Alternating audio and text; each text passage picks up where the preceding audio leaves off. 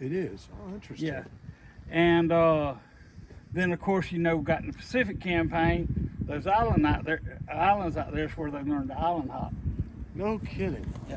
Wow, I had no idea. And the reason we got a little Cessna airstrip right across the bridge, Yeah. that was a pilot school during World War II for the brand new plane of the Pacific, the Corsair. Really? That's where, and Any erect ones out there? huh? Any erect ones out there? Several. That's why there's a touch and go strip in the center of Dog Island. There is. Yes. Oh, we should look at that on the satellite. Yeah, you can still see where. Yeah. Did anybody still land out there, or is it not in use well, anymore? You can stand on one side and throw a rock to the other side of the island. I mean, You've never seen Dave throw. This is true.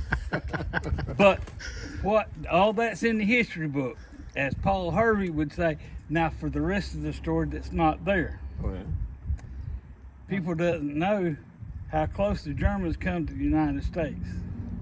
Speaking of that touch and go strip, 20 miles due south of that strip, it's not on your charts nowhere, but there's a U-boat, German U-boat on the bottom. Oh, shit, really? 2 reasons that the government don't want you to know that U-boat's out there. One is the obvious reason it got that close to a top secret base. 2, the Navy's embarrassed because they're not the one that put it on the bottom. Put it on the bottom. A local shrimper Oh, shit. caught it in the shrimp nets and wedged it up on the reef where it is to this day. No kidding. But what is in the history books, the first 37 men, German POWs, was at Camp Gordon Johnson, Florida. Really? This was Camp Gordon Johnson? Yes. No shit. Huh, that's cool history. It doesn't tell how they got here, but us locals, and you see that 2-story house right over there Yeah. across the road, that is known as Captain Watson's house. Captain Watson is the captain of the shrimp boat. No kidding, really. He's the one that caught it? And have you ate at the Fisherman's Wife right across we the road? just left Just walked there. across. This is our dessert for later. Did you notice the name of that ship that's on the wall? No, I didn't. It's Amanda Bell. Oh, I That- did see that. Yes, I did. That's Captain Watson's ship. That was the one that caught the shrimp or the U-boat? Yep, that's Oh, why that's it's- cool. I saw that when we walked That's in. why Yeah. it's hanging on the wall of the restaurant. No kidding. Did you get a picture of that, Randy? I'm getting this all together. Yeah, no, but I I mean, didn't. there's I didn't think about it. Sign in the restaurant. No, I Darn, 'cause didn't. I saw that. I may have gotten it inadvertently taking pictures. Well, a lot of locals don't know that, but they used to be a twin house. It was a brother and sister. Sunshine Food Corporation bought this corner where the block building is from my wife's grandmother, Captain Watson's sister. No kidding, really? Wait, your wife's grandmother was Captain Watson's Watson's sister. No shit. Yeah, So you come by this naturally. I come by. I heard through the family tree. Wow, that's a freaking cool story. That's really a cool story. And another thing is, at the museum, Camp Gordon Johnson Museum, they have unit books of the different units that come through. My Uncle Paul is in the book. His unit come through here. No kidding. Is that the museum that's back this way up the road? No, that's the city museum and little area museum. Camp Gordon Johnson is Oh, over the Instead bridge of- and kind of down yeah. that way. Yeah. instead of turning off with 98, turning left into the picnic tables, that's where the main landing. If you turn right up the driveway, that's the Camp Gordon Johnson Museum. Yeah, he passed. So that's funny because I saw those picnic tables there, and I'm like, boy, that's a heck of a structure, So that's what it is. It's a memorial. Damn, I wish we would have stopped now. And if Hank Jr. and all them high society folks had known what they were buying when they bought the West End and made the plantation, they probably wouldn't have. Because you have to, before you build, you have to get the DOD out of Tyndall. That was the target range. Matter of fact, So they got to dig up all that. Hank Jr. house, the foundation of his house is the top of the last concrete target that was left on the island. No, Still had the red bullseye on it. no kidding. Oh, that's wild. Wow. Oh, that's awesome. And Carrabelle's also in the Guinness Book of World Records. For? The world's smallest police station. Oh, no kidding, really. Yes. Now, back in the 50s, if you look downriver, you Yeah. see all the street lights. Yeah, you yeah, see yeah. that dark hole. Yeah. Well, that dark hole is where the police station sits. Okay. Storm comes through and washes it away. After the storm was over, the only public utility in operation was the phone booth downtown. And the big Carrabelle police force we had then, the day cop, the night cop, were paid to sit in their car. If you had an emergency, you call the phone booth. Oh, no shit. I have a question for you. Will your police officers pick up walking drunks and take them to the next bar? No, they wasn't but one bar in town. They wasn't the next bar. So they can't. I'm talking about now. No. Well, Apalachicola got something on you then. That's funny. Well, Ticket Tim will give you a ticket, though. That's why his name is Ticket Tim. Yeah, we were warned not to drive 1 mile an hour over the speed limit. Yeah. Ticket Tim. That's funny. He might have even said that too. Ticket. He's proud of that. I'm serious.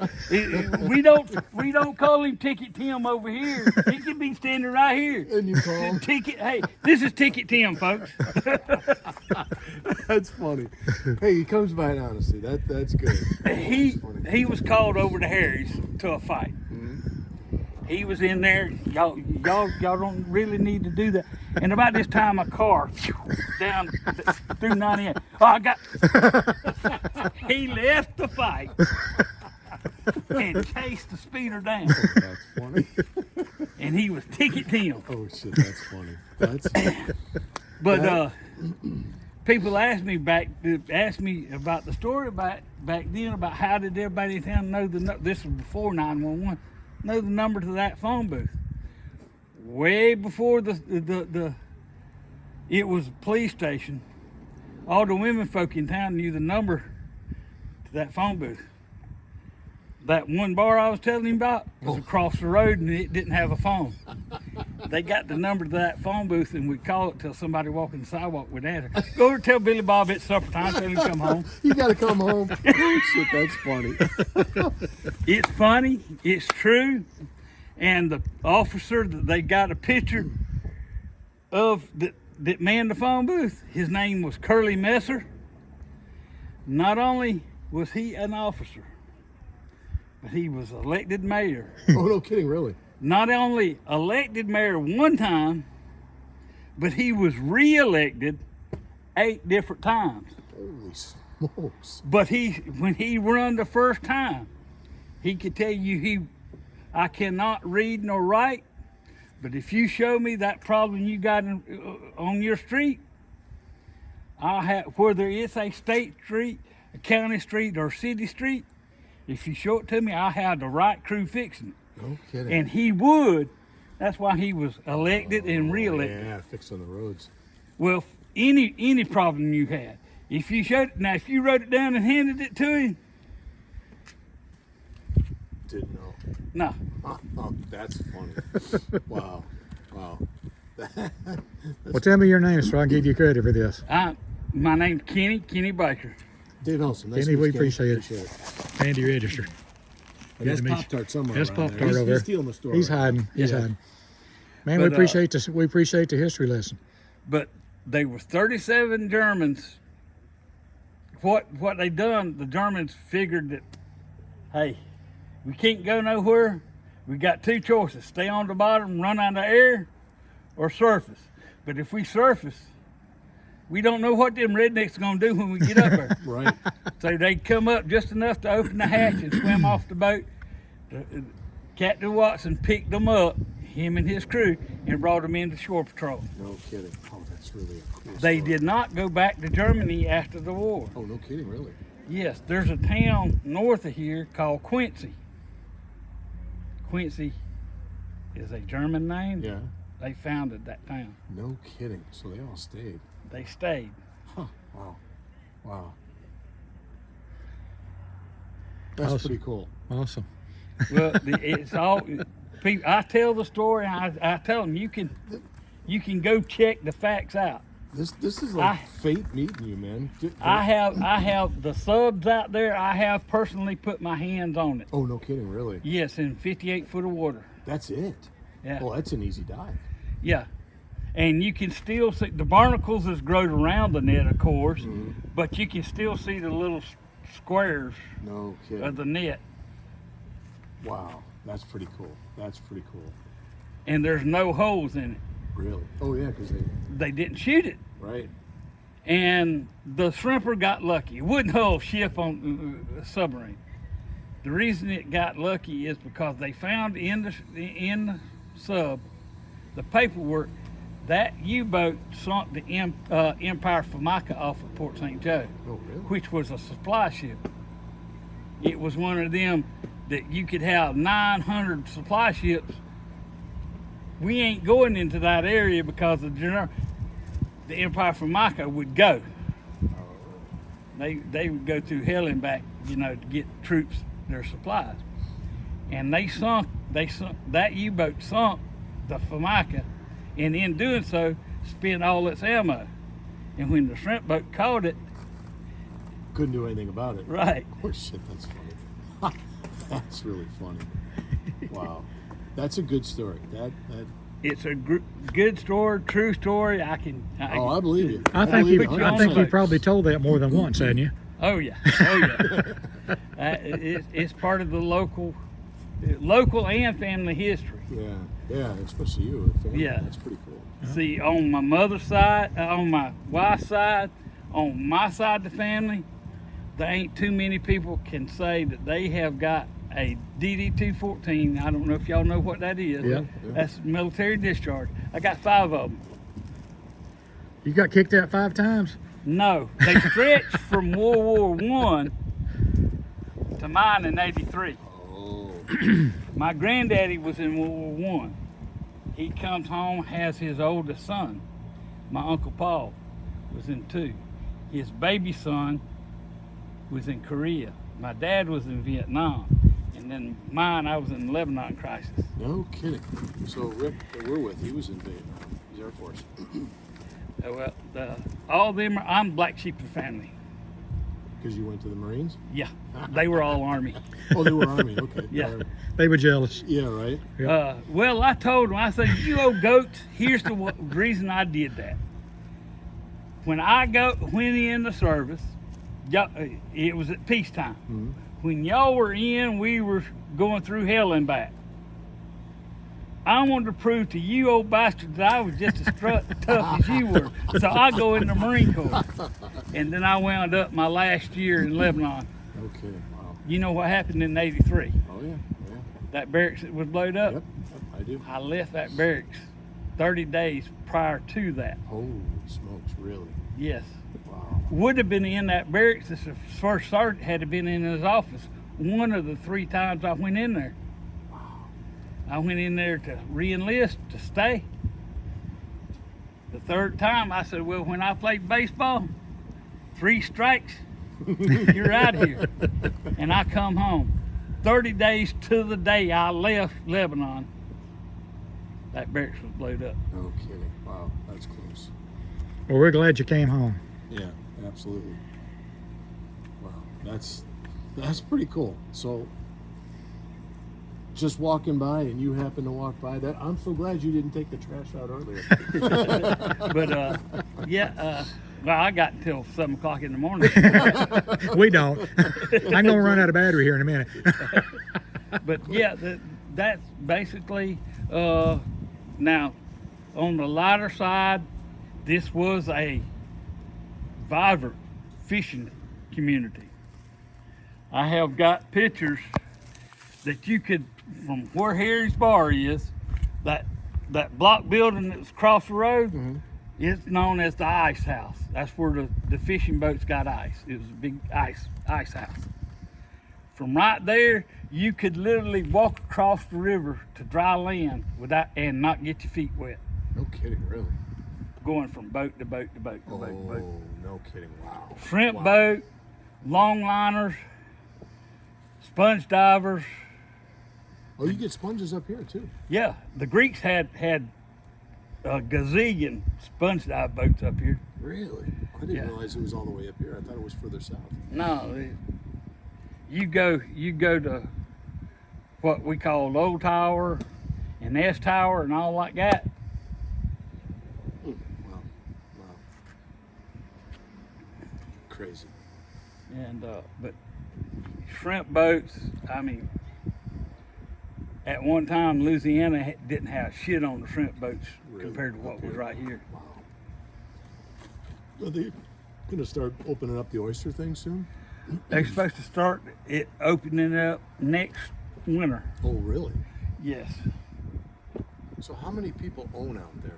Is it one or two conglomerates, or is it a huge bunch of people that own that stuff?